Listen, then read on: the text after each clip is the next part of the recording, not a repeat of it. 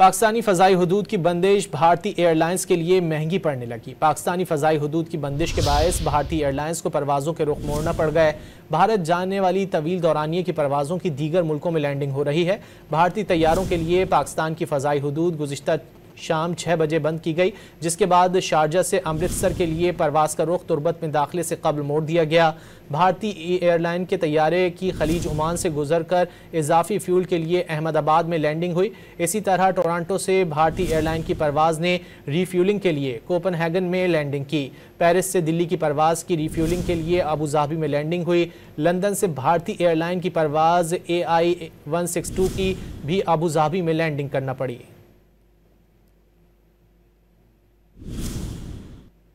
भारतीय एयरलाइन के तैयारे की खलीज ओमान से गुजर कर इजाफी फ्यूल के लिए अहमदाबाद में लैंडिंग हुई। इसी तरह टोरंटो से भारतीय एयरलाइन की परवाज़ ने रीफ्यूलिंग के लिए कोपनहेगन में लैंडिंग की।